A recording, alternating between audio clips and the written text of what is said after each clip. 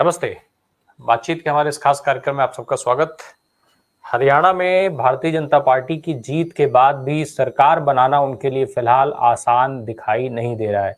जिस तरीके से अमित शाह के घर पर लगातार बैठकों का दौर जारी है, जिस तरीके से लगातार जो है वो शपथ ग्रहण की डेट्स आगे बढ़ाई जा रही हैं, ये सारी चीजें कई सवाल खड़े कर रही हैं।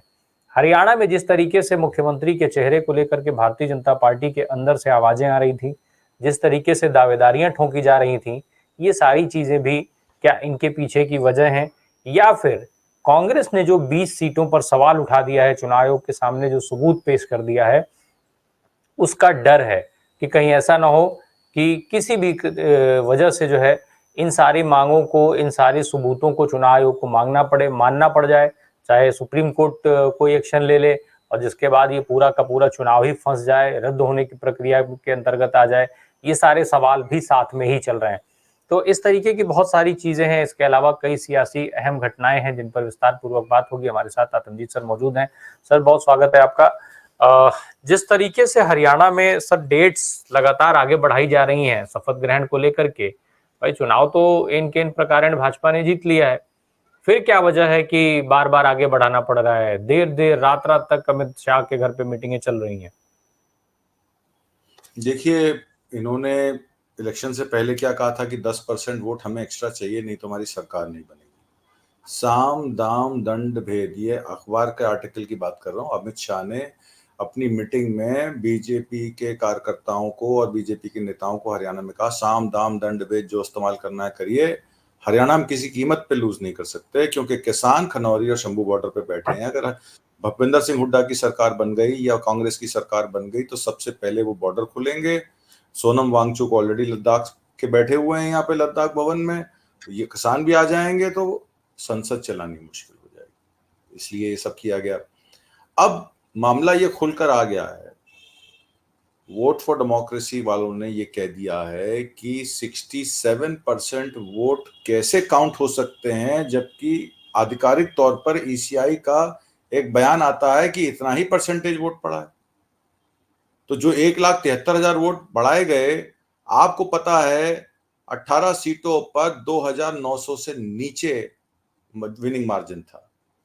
आपको पता है कि 15 सीटों पर इंडिपेंडेंट कैंडिडेट डमी खड़े किए गए, जिन्होंने पूरी पुरजोर कोशिश करके वोट काटे कांग्रेस पार्टी और इंडिया गठबंधन के, और उसमें उन्होंने विक्ट्री ऑफ मार्जिन भी जहां 20-22 सीटों का है, वो इंडिपेंडेंट कैंडिडेट के वोटों से कम है। मतलब कि अगर इंडिपेंडेंट कैंडिडेट ने 4,000 या 6,000 या 8,000 या 15,000 या 21,000 वोट सिक्योर किए हैं, उससे कम वोटों के अंतर से भारतीय जनता पार्टी वहां जीती है। तो क्लोजली फॉट इलेक्शन था। रिटर्निंग ऑफिसर्स वहां पे पानीपत में जब कंप्लेंट गई कि 99% बैटरी वाली ईवीएम मशीन्स कैसे आई हैं, भाई वोट डाला होगा 60%, 65%, 70% को बैटरी 30-40% तो यूज हुई होगी। 99% चार्ज वाली बैटरी जो थी वो भारतीय जनता पार्टी को ही वोट दे रही थी, और जो 60-65% बैटरी वाले ईवीएम थे वो कांग्रेस पार्टी को वोट दे रहे थे। तो ऐसा क्या उस मशीनों में जादू हुआ कि उसका चार्ज भी बढ़ गया और बीजेपी के वोट भी बढ़ गए? तो 20 विधानसभाओं पर भारतीय जनता पार्टी ने, कांग्रेस पार्टी ने ईसीआई को पहले उन्होंने 7 के सबूत दिए, फिर 13 के दिए, और आधिकारिक तौर पर उन्होंने कहा कि ये ईवीएम मशीन्स को सील कर दिया जाए, क्योंकि माननीय सुप्रीम कोर्ट के आदेश के तहत अगर 7 दिन के अंदर कंप्लेंट मिलती है तो उतने ईवीएम्स, उतने आपके बूथों के पैसा जमा करा के वो सील कर दिए जाते हैं, उनकी चेकिंग होती है। तीनों मशीन्स, सिंबल लोडिंग यूनिट भी, कंट्रोल यूनिट भी, ईवीएम मशीन भी और वीवीपैट, तीनों मशीन और सिंबल लोडिंग, चारों मशीन की फिर से जांच होगी, और उस फोरेंसिक जांच में अगर उन ईवीएम्स में कोई धांधली पाई जाएगी तो चुनाव फिर से नई प्रक्रिया से किया जाएगा। अब इसमें ईसीआई किस तरीके से उसको डील करती है, जो आउटसाइड एजेंसी है जिसको वो हायर करती है, जो फोरेंसिक उसकी जांच करेगी, वो कौन सी एजेंसी होगी, उसको कैसे मैनेज किया जाएगा, तो ये सब चीजें अभी जो हैं वो क्लियर नहीं है। पर आधिकारिक तौर पर कांग्रेस पार्टी ने अपनी पोजीशन क्लियर कर दी है कि ये सारा मामला ईवीएम का खेला है, क्योंकि जनता जनार्दन, किसान, पहलवान, नौजवान, महिलाएं और हरियाणा की जनता पूरी भारतीय जनता पार्टी के विपक्ष में खड़ी थी। भारतीय जनता पार्टी की दोबारा सरकार नहीं चाहती थी। आज भी धान की खरीद 2200 से 2300 रुपए पे चल रही है। वादा था इनका कि ये 3100 रुपए पे धान खरीदेंगे, तो कोई ऐसी नोटिफिकेशन जारी नहीं हुई है। मुख्यमंत्री क्योंकि अभी 17 तारीख को अपना शपथ ग्रहण करेंगे, तो 24,000 नौकरियों का वादा भी देखना पड़ेगा कि वो 24,000 नौकरियों के नियुक्ति पत्र देते हैं या मामला ठंडे बस्ते में डाल देते हैं। तो ये बड़ा विचित्र मामला है। हरियाणा का इलेक्शन एक तरह से फंस गया है। आपने देखा पूरे हरियाणा में किसी जिले में या किसी भी बाजार में इनके ढोल पीटे गए हों, मिठाई, लड्डू, जलेबी बांटी गई हों या विजय यात्रा निकाली गई हो, तो बहुत कम सीटों पर। सावित्री जिंदल इंडिपेंडेंट जीती, उनकी विजय यात्रा तो मैंने देखी, नवीन जिंदल उनके बेटे खड़े थे। और भी कितनी विक्ट्री आपने देखी, वहां पे शोज देखे। तो इसका मतलब यह है कि भारतीय जनता पार्टी को पता है कि ज्यादा अगर शक्ति प्रदर्शन दिखाएंगे, ज्यादा अगर हम सड़क पे निकलेंगे, कहीं ये ना हो कि फिर से हरियाणा के लोग नाराज हो जाए। ये जाट नॉन जाट का नैरेटिव जो है, ये सिर्फ इलेक्शन को मैनिपुलेट करने के लिए दिया गया था। जी जी। अब चुनाव आयोग के, हालांकि आपने जिक्र कर दिया, एक लाइन में समझ लें, ये ठीक है कि सबूत कांग्रेस ने बहुत सारे दे दिए, वो पहले दिन से इस बात को उठा रहे हैं, लेकिन चुनाव आयोग तो मानने को तैयार नहीं है। वो तो साफ डिनाई कर दे रहा है। वो तो इनफैक्ट वो कह रहा है कि फ्रीडम ऑफ स्पीच पे की बात वो करने लग जा रहा है चुनाव आयोग। तो क्या जिस तरीके से चुनाव आयोग ने अभी तक जवाब दिया है, आपको लगता है कि चुनाव आयोग कोई कदम उठाएगा, कोई कार्रवाई करेगा इन सबूतों के बाद भी? देखिए, चुनाव आयोग एक ऑटोनोमस बॉडी है, जैसे हमारे देश की अपनी सुप्रीम कोर्ट है, एक इंडिपेंडेंट एजेंसी है। हमारे देश का मीडिया, चाहे गोदी मीडिया है नहीं है, सोशल मीडिया है नहीं है, पर मीडिया को स्वायत्ता है। उसी तरीके से हमारा इलेक्शन कमीशन ऑफ इंडिया भी एक इंडिपेंडेंट ऑटोनोमस बॉडी है। उसको कार्य क्षेत्र में अपने ये सब काम करने चाहिए, सारी पार्टीज को सेटिस्फाई करना चाहिए। अगर किसी इंडिपेंडेंट का केस फंसा हुआ है तो उसको भी देखना चाहिए, प्रमुख विपक्षी पार्टी का केस है उसको भी देखना चाहिए, और छोटी पार्टियों का भी देखना चाहिए। कल को आम आदमी पार्टी या बीएसपी आती है कह के कि भी हमारे यहाँ भी ये गड़बड़ हुई है, इसको भी जांच करिए। तो हर एक कैंडिडेट, चाहे उसको 1000 वोट मिला हो या 40,000 वोट मिला हो या 50,000 वोट मिला हो, जांच तो जांच है, और इंडिपेंडेंट जांच होनी चाहिए। अगर इलेक्शन कमीशन ऑफ इंडिया जांच नहीं करता है इन 20 सीटों पर ईवीएम पर, तो फिर माननीय सुप्रीम कोर्ट का दरवाजा खटखटाने में कोई हिचकिचाहट कांग्रेस पार्टी को नहीं होनी चाहिए। चलिए, हम लोग इस मुद्दे से आगे बढ़ते हैं, क्योंकि अगर हम सुप्रीम कोर्ट की बात करेंगे तो फिर बहुत सारे सवाल आने लग जाएंगे। सर, अब जरा सा हम बात करें थोड़ा सा यूपी की। यूपी में भाई 10 विधानसभा सीटों पर उपचुनाव होने हैं। समाजवादी पार्टी ने उसमें से कुछ पर लिस्ट जारी कर दी। जिस तरीके से उसको लेकर के लगातार बात हो रही है, हालांकि अब उसमें एक नया टर्म अखिलेश यादव पे परिवारवाद का जुड़ गया। जिस तरीके से अखिलेश ने अवधेश प्रसाद के बेटे को टिकट दिया, फिर अक्षय प्रताप को टिकट दिया, तो इसको लेकर के एक बार फिर परिवारवाद का जिन बाहर आ गया है। लेकिन भाजपा, एक तो मैं समझना चाहूंगा कि क्या परिवारवाद जैसे मामले को भाजपा भुना पाएगी इस उपचुनाव में उत्तर प्रदेश के? दूसरा, जिस तरीके का माहौल दिखाया जा रहा है, नैनीताल में खबर है कि राजा भैया की, जो रघुराज प्रताप सिंह की कुछ प्रॉपर्टी जो थी वो जब्त की गई हैं, तो क्या ये दिखाने की कोशिश है कि भाई जो भाजपा के साथ आपका बने रहना जरूरी है, अगर आप नहीं हैं तो आपके साथ इस तरीके की चीजें होंगी, यानी डर का माहौल बनाया जा रहा है? देखिए, मैं पहले आपको मामला राजा भैया का बता देता हूँ।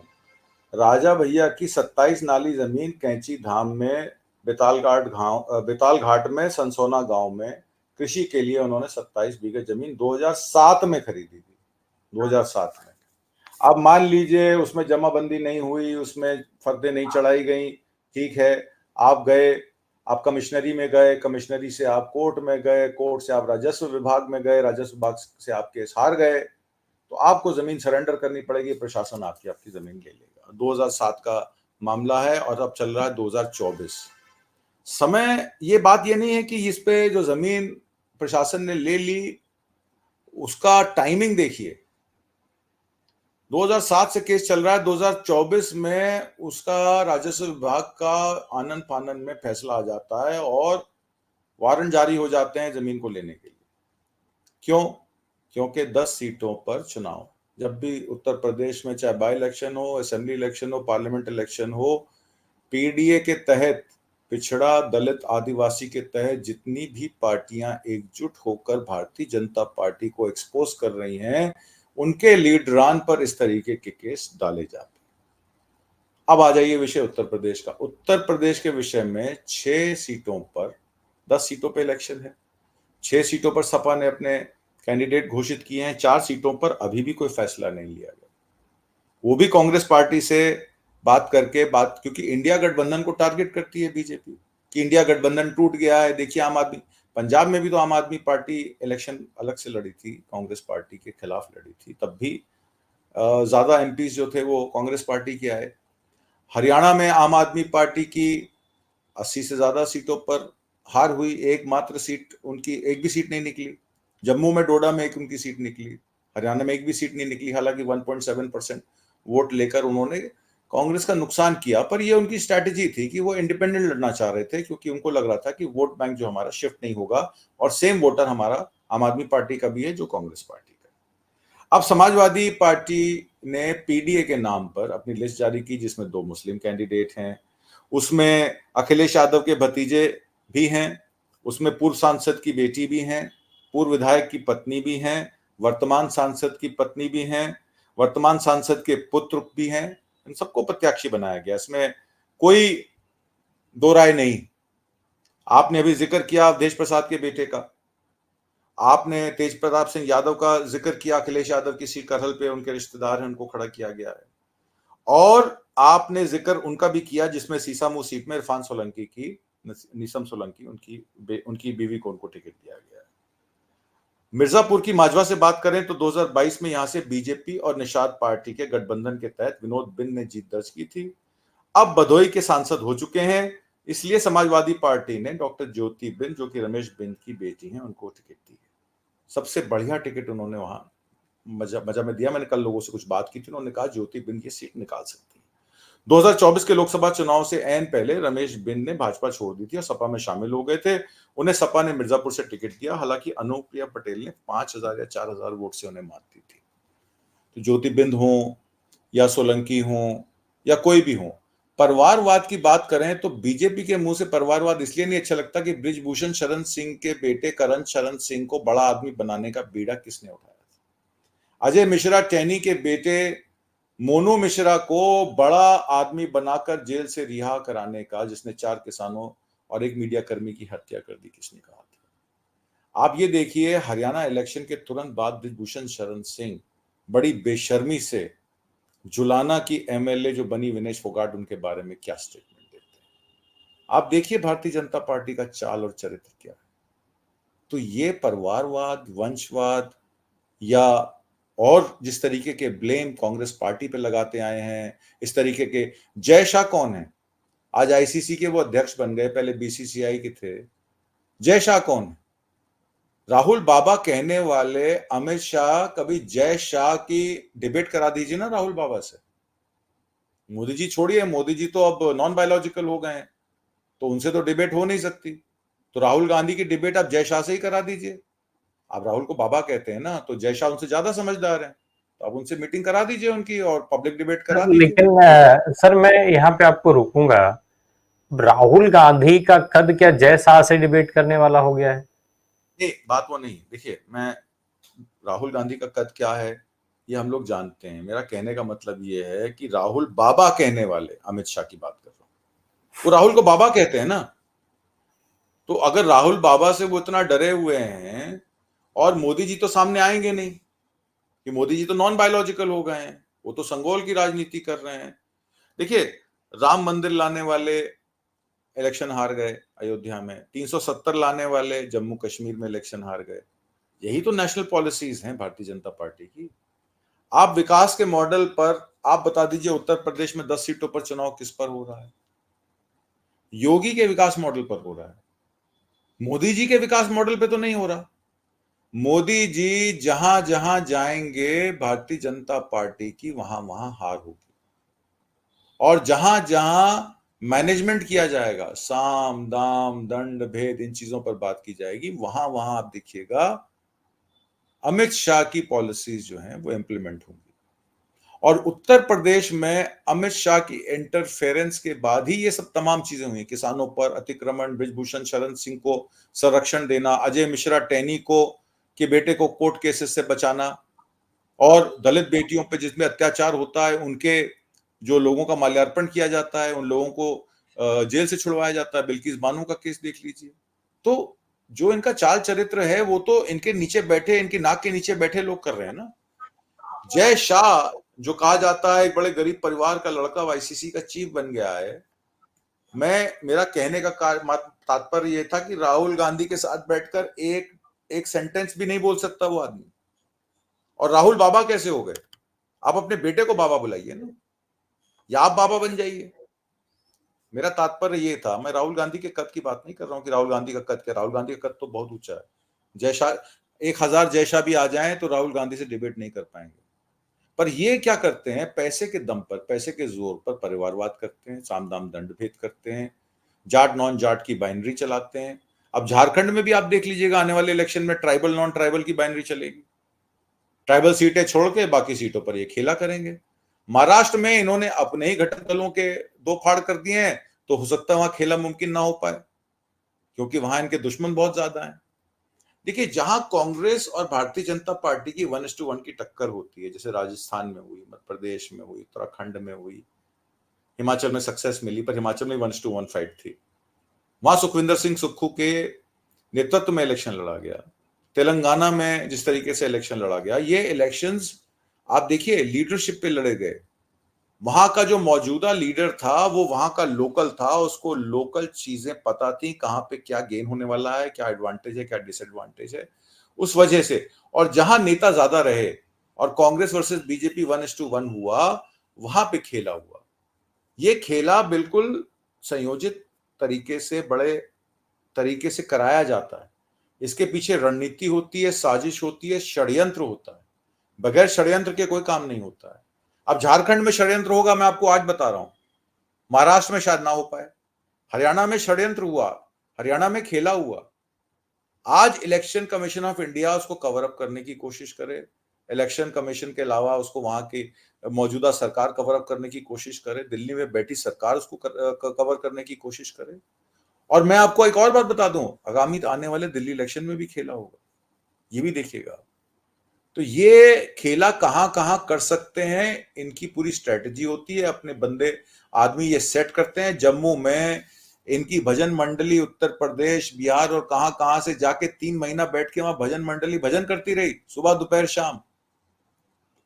कांग्रेस पार्टी वहां इसलिए टक्कर नहीं दे पाई क्योंकि वहां पे उनकी कैंपेन कमजोर थी, एनसी की कैंपेन मजबूत थी। अगर उन 27 सीटों पर कांग्रेस ने कंसंट्रेट किया होता तो हाफ हो जाती इनकी फिगर वहां पे भी। तो नेतृत्व की कमी की वजह से एक तो कांग्रेस पार्टी को कहीं कहीं नुकसान हुआ है, पर हरियाणा में तो नेतृत्व की आपस की जो भी गहमा गहमी हुई, कांग्रेस तो चाहती नहीं है सर कि इस पे बात हो। कांग्रेस तो अब इस तरीके से, जिस तरीके से कांग्रेस के नेता सामने आ रहे हैं, वो तो ये कह रहे हैं कि भाई ये जबरदस्ती की चीजें हैं। तमाम सारे जो सोशल मीडिया पे भी बोलने वाले बहुत सारे लोग, बहुत सारे विश्लेषक ये कह रहे हैं कि अरे या तो ईवीएम की बात होगी या फिर संगठन की कमी की बात होगी। संगठन की कमी की बात पहले क्यों नहीं हुई? क्यों चुनाव हारने के बाद ये सारी बात हो रही है? इस तरीके के सवाल उठा रहे हैं कांग्रेस की जब बात हो रही है। ठीक है। वो देखिए, वो एक हद पे ठीक है। मैं आपको बताता हूँ, मैंने भी सबसे पहले क्रिटिसाइज किया था, आप ही के प्रोग्राम पे सबसे पहले मैंने बताया था कि कौन कांग्रेस पार्टी की हार के जिम्मेदार कौन लोग हैं, कौन से स्लीपर सेल हैं, और इस पे तमाम लोगों की राय भी वही थी जो हमारी थी। पर मेरा कहना है कि अब लड़ाई, क्योंकि अब ईवीएम में धांधली की सामने नजर आ गई है 20 सीटों पर, तो कांग्रेस एकजुट होकर लड़ रही है, जो कि सही बात है। आप अपने घर में देखिए, घर की लड़ाई मेरे बेटे से नहीं बनती, या मेरी बीवी से नहीं बनती, या मेरे बाप से नहीं बनती, तो ये मेरे घर का विषय है, वो तो मैं सुलटा लूंगा। है तो परिवार एक ही ना। किसको सजा देनी है, किसको दंड देना है, किसको हटाना है, किसको बिठाना है, वो सब चीजें होती रहेंगी। कम से कम कांग्रेस में एक पारदर्शिता तो है। हम ओपनली इसको डिस्कस तो कर सकते हैं, हम पे ब्लैकलिस्ट तो नहीं लग जाएगा कि भाई कांग्रेस पार्टी के नेताओं को जो बता रहे थे कि ये जयचंद हैं या स्लीपर सेल हैं। पर आज के माहौल में जब इलेक्शन कमीशन ऑफ इंडिया के कंडक्ट पे भी जब क्वेश्चन मार्क आ जाता है, तो ये बात खड़ी हो जाती है कि जयराम रमेश जो मीडिया कम्युनिकेशन इंचार्ज हैं, जब उनसे कहा गया था कि आप ईवीएम को लेकर सुप्रीम कोर्ट में फाइनल सुनवाई है 19 अप्रैल को, और वो मुत्तविल होकर फिर मई में हुई, फिर मई से वो डेट 8 जून को जून चली गई, जो इलेक्शन से पहले का टाइम था मेरे ख्याल से। तो जो वो डेटें फॉरवर्ड हो रही थी और जब फाइनल डेट लगी थी इलेक्शन से पहले, उसमें इंटरवेंशन पिटीशन कांग्रेस पार्टी को डालनी चाहिए थी कि वीवीपैट की 100% पर्ची की काउंटिंग करा लीजिए। अगर वो करा देते तो 89 जो मेंबर पार्लियामेंट बने हैं 5 करोड़ फर्जी वोट पर, वो नहीं बनते।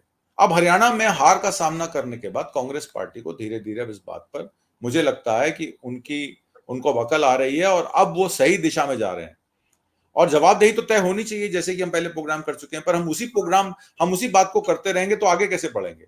आज की डेट में ईवीएम का विषय है, इलेक्शन कमीशन का है, उस पर इनको काम करना चाहिए, और हार का ठीकरा मतलब पूरा असेसमेंट करके जो लोग रिस्पॉन्सिबल हैं उनको उनके पद से हटा दीजिए, नए लोग लेके आ जाइए। कांग्रेस में ना विचारधारा की कमी, ना लोगों के काम करने की कमी। जी, बहुत बहुत धन्यवाद आदमजीत सर, इन महत्वपूर्ण विषयों पे हम सबसे बात करने के लिए।